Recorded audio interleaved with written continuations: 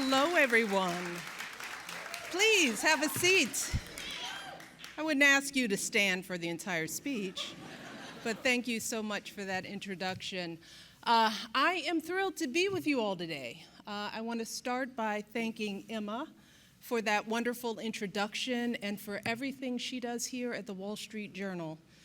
It's particularly meaningful to be here on World Press Freedom Day, because all of us, elected officials, business leaders, citizens, are better off with a strong press corps that's free to do its job wherever the story leads. As we look at the challenges that await us in the future, from adapting to new technologies to defending democracy at home and abroad, journalists, like so many of you, will be more important than ever, keeping us informed, holding leaders accountable, and giving voice to the voiceless.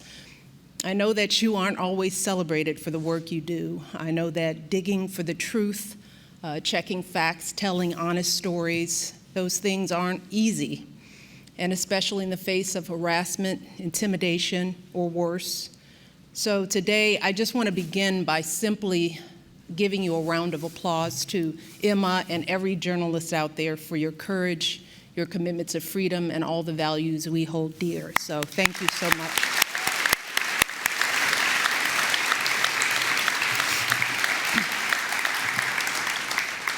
With that said, it is an honor to be here at the Future of Everything Festival, even though, honestly, I've sort of been enjoying the past few years being out of the middle of everything, away from policy discussions and podiums and the churn of the daily news cycle.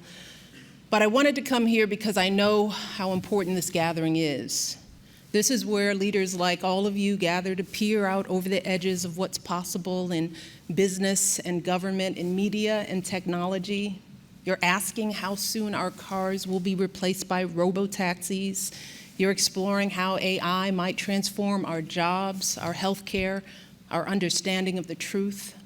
It's all revolutionary, complicated, and exhilarating stuff, even if sometimes it makes you want to sleep with one eye open, just in case the robots come for us tonight. I'm sure some of you are wondering, next generation technology, artificial intelligence, disruptive media, and Michelle Obama. Doesn't she have a garden to tend to somewhere? Well, I promise I'm here for a good reason. I am rolling up my sleeves in a different way. Because when we think about innovation, when we talk about reshaping the future, our brains naturally default to those big, dramatic technological breakthroughs: the moon landing, genetic mapping, quantum computing. But other kinds of innovation are important too, especially when it comes to how we live our lives, innovations around how and where we work and see the doctor and communicate with one another. Just in the past couple of years, we've seen dramatic growth in all of these areas, but there's one area that I believe we tend to overlook, where innovation is still, in my estimation, far too slow. It's an area that touches all our lives. It's more fundamental to the human experience than anything I've mentioned thus far. And if we can get creative and make meaningful improvements in this area, then we just might be able to help unlock the fullest potential of the generations who come after us. And I am talking about what we eat and what we drink. Yeah, what we put into our bodies to fuel and nourish us.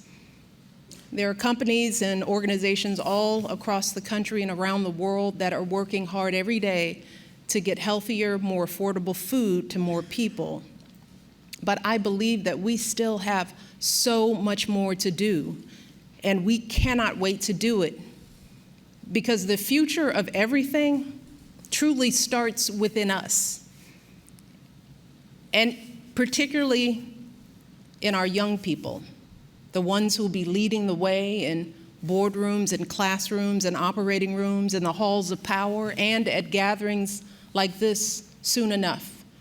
So we got to be doing absolutely everything in our power to help them thrive. Now, as some of you may already know, this is a calling that has guided me for many years. Long before Barack even contemplated a run for the presidency, I devoted my work to helping young people, helping prepare them for careers in serving their communities.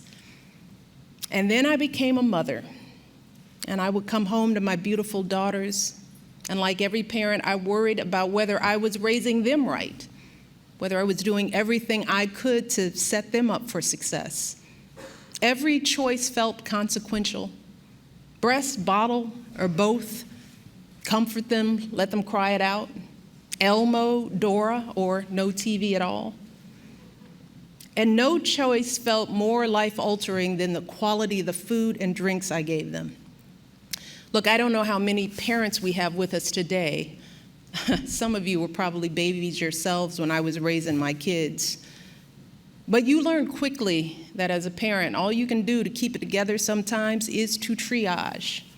Got soccer practice and dance lessons to get to, dinner to get on the table, work of your own to get done. And maybe if you're lucky, you get an hour, I see a few heads nodding, or so with a partner or not, to watch a show after the kids go to bed. Those pressures mean that convenience and ease become priorities, just out of sheer necessity. For me, that meant that I wouldn't think twice about grabbing takeout or drink boxes or anything in smart packaging that couldn't be spilled in the car.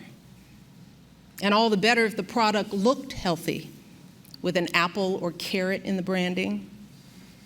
But I'll never forget the day I took one of my girls to the doctor for a well-child visit, and the pediatrician cautioned me about all those choices I was making out of convenience.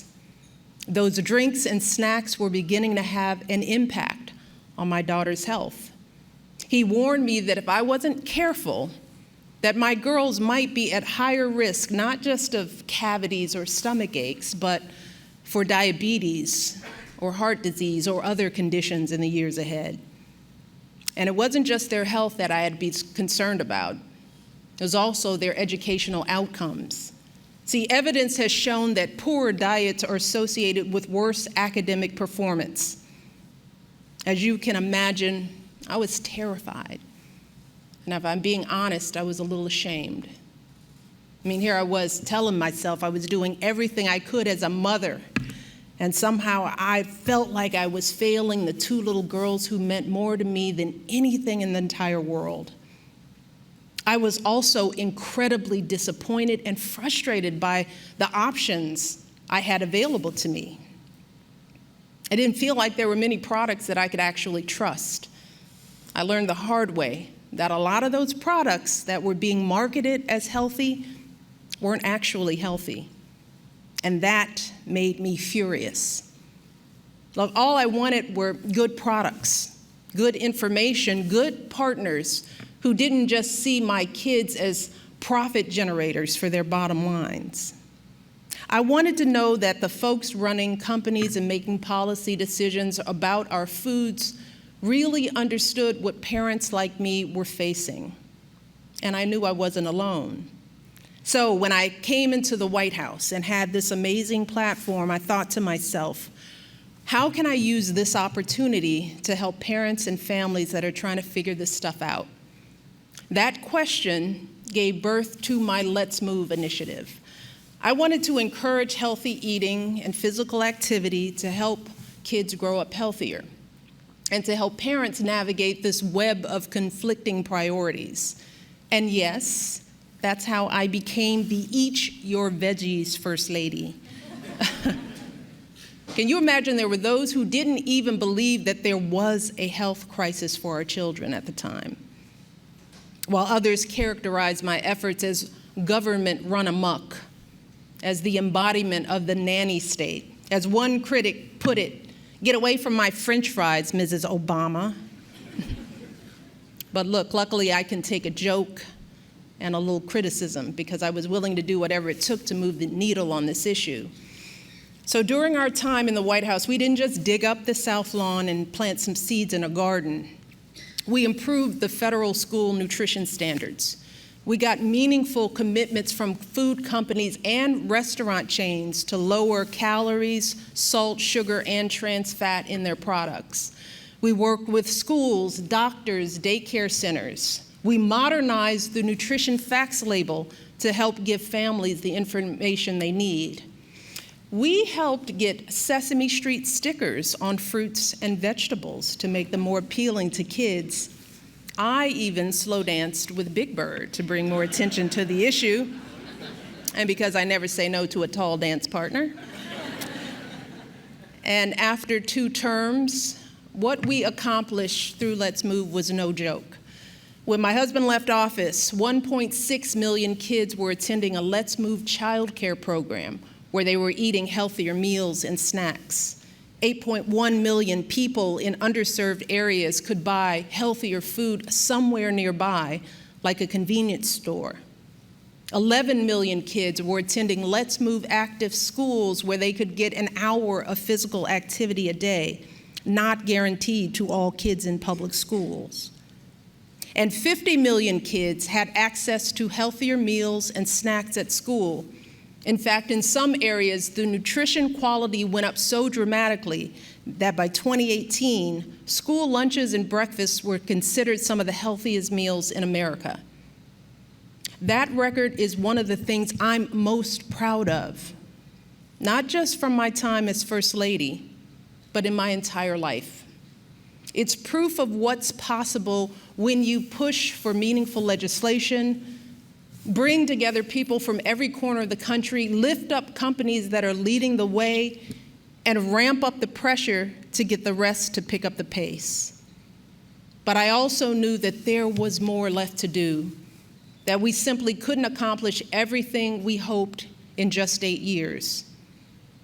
And over the past few years, that's become even more clear. Sadly, I watched as children's health yo-yoed up and down the government's list of priorities depending upon who won the White House. My heart broke as the pandemic struck, and so many kids weren't able to get the school meals they depended on for nutrition. And all those folks rushed to line up outside of food banks to make sure they could feed their families. And I winced when I saw the latest guidance from the medical community that came out just a couple of months ago, that in addition to eating healthier and being active, doctors are now being advised to consider medication and surgery for kids over 12 when lifestyle changes aren't enough. Now, if that's not enough to convince us that we need to do more, then I don't know what is.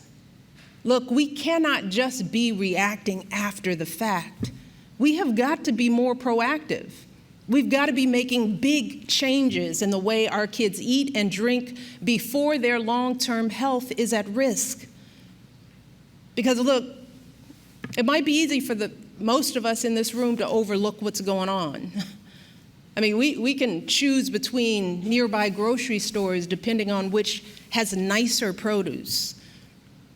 We can afford restaurants that aren't fast food chains. We can grab a beautiful salad on the way home from work.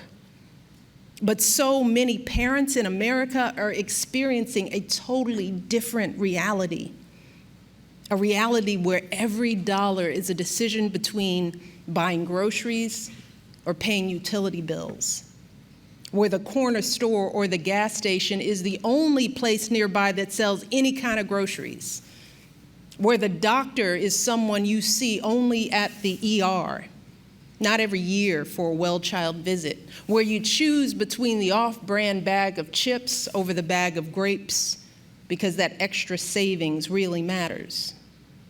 That's where we are right now in America.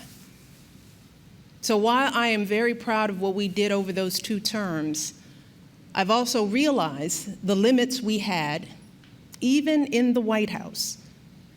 I've learned that on this issue, if you want to change the game, you can't just work from the outside. You got to get inside. You've got to find ways to change the food and beverage industry itself. And this industry, like any other, is driven first and foremost by the bottom line. We've seen how it works. Consumers generally like things that taste sugary and salty. The more sugar and salt we consume, the more we want, the more we buy. Everybody in here has fallen into that trap. And businesses are designed to give people what they want. not what they need. And yes, throughout history, the free market has unleashed so many amazing innovations and advances that we rely upon today. But the drive for profit doesn't always lead to the best outcomes for society as a whole. And in the food industry, as companies have worked to squeeze every penny of profit out of their products, they've also been squeezing every bit of food out of our food. And look, I am grateful for all the folks out there who are taking our health seriously, the companies who are working hard every day to provide healthier options. But I'm impatient. I always have been, especially on this issue. I'm here today because I still believe that businesses can and must move faster when it comes to our kids' health and nutrition, because I believe there is a way to build successful companies and do right by our kids, that we can make products that are tasty and healthy and good for the bottom line. And I'm putting some skin in the game to put this theory to the test. So today, I am proud to announce the national launch of a company designed not just to provide better products, but to jumpstart what I hope will be a race to the top that will transform the entire food industry. It's called PLEZi Nutrition, and I'm thrilled about its potential. That's why I'm a co-founder and a strategic partner. A little different, huh? We've based PLEZi Nutrition around principles like operating with integrity, transparency, and accessibility.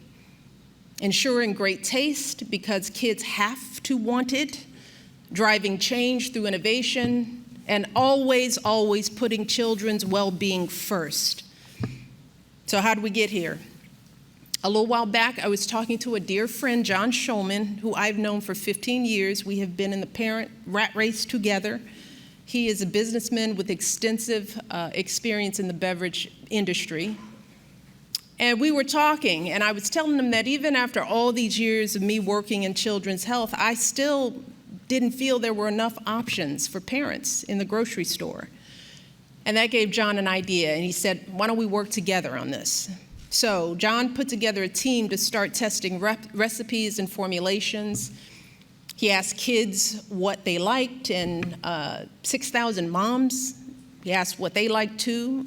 And every step of the way, they've been working closely with Sam Cass, my longtime friend and advisor who's serving as a board chair for PLEZi Nutrition.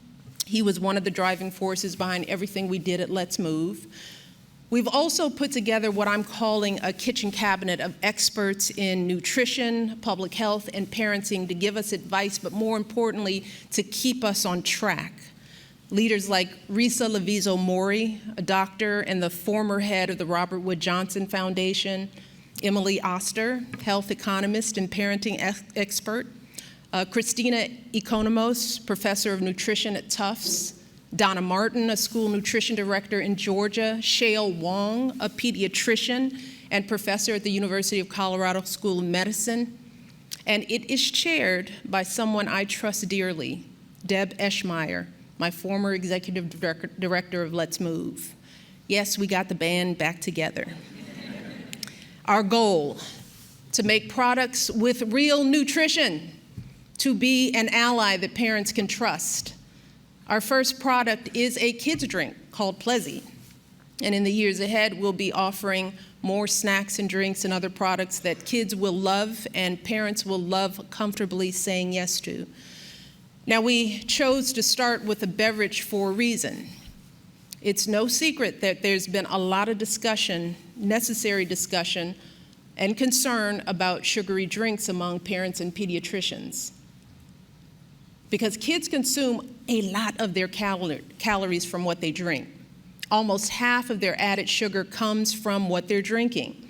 One study says that over the course of a year, kids are drinking enough sugary beverages to fill a bathtub.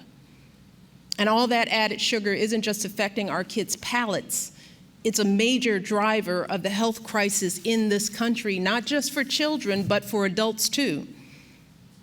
We all know that the absolute best drinks for kids are water and milk, period. Nothing comes close. And the latest guidelines confirm that kids shouldn't be regularly drinking anything other than water or milk until they're at least 5, parents out there. That's why PLEZi is designed for kids ages 6 to 12, because once most kids get to school age, drinking only water and milk just isn't a reality, and the facts bear this out. Anybody who's a parent in the room, on any given day, nearly 2 in 3 children drink sugary beverages, 2 in 3. And no matter how hard you're trying at home, as kids grow into middle and high school, they get more and more of their calories outside of the home, outside of your control. So we have to prepare for that moment in a child's life when they are in charge of what they're eating, which means getting them off to a good start at a young age and making sure they have better options when they get older. PLEZi is going to do both, and here's how.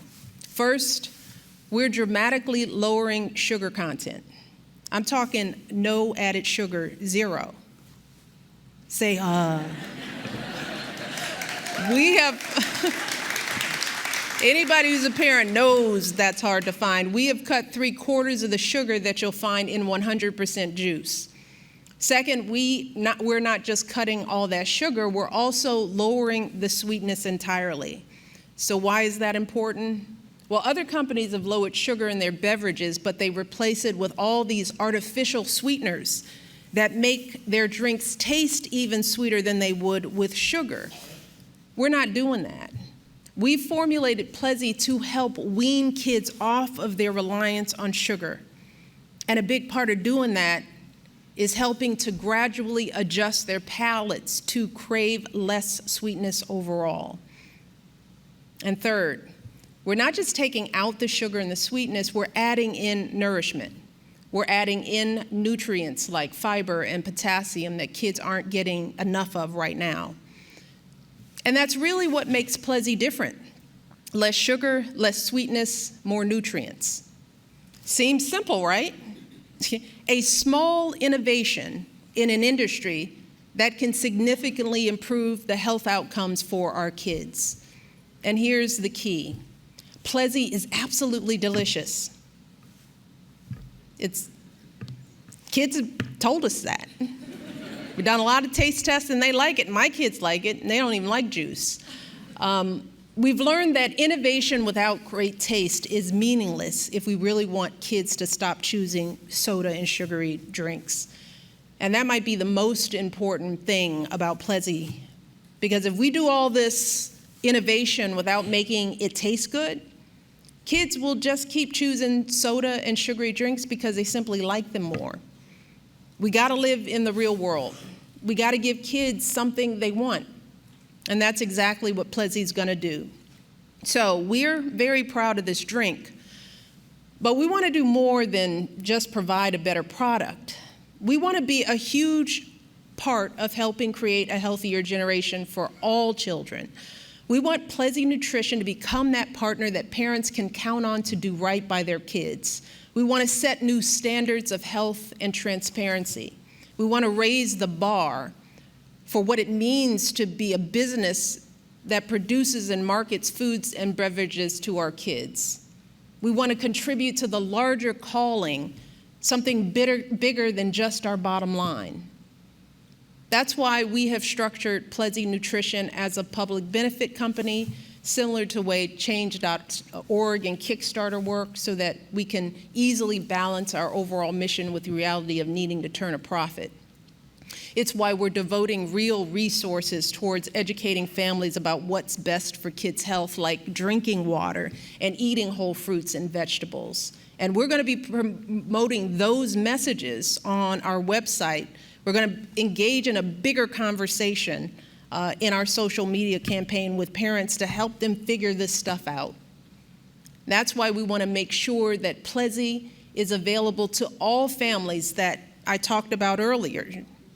It's why we're working with major retailers to ensure that as many families as possible can access and afford this drink, because basic health and nutrition should be a right for everyone, not just the privilege of a few. And I want to thank some of our partners, Sprouts, has been an amazing partner. I'm thrilled that we just launched nationwide with Target, who have also been incredible partners. And starting today, Walmart is making PLEZi available online. And this summer, it'll be in stores all across the country. We want to keep growing these kind of collaborations so that healthier choices aren't only available at organic markets, but at corner stores, in schools, in stadiums, in vending machines. We want PLEZi to be everywhere your family goes. And finally, we will also be investing 10% of our profits right back into the broader movement to promote children's health. I'm thrilled to announce an initial donation of $1 million to Food Corps' Nourishing Futures Initiative, which is working to ensure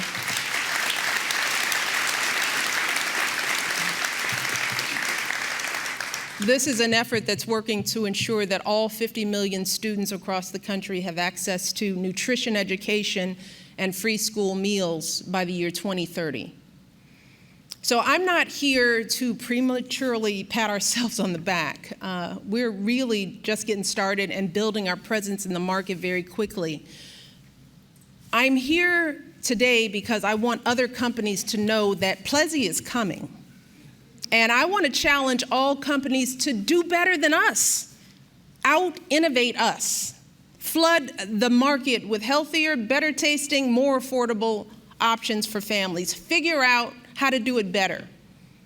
I'm here because I know that we can do better by our kids. I know that parents should have better options, that all of us, government, nonprofits, advocates, doctors, parents, and yes, businesses, have to lead the way if we want to raise a healthier generation of kids. And since businesses haven't been rising to the call and innovating fast enough, PLEZi's going to do its best to push them forward. Because I firmly believe that there's a way for all of us to gain. Parents to gain a partner they can trust, kids to gain delicious options, pediatricians to gain an ally, and yes, companies to see gains on their balance sheet.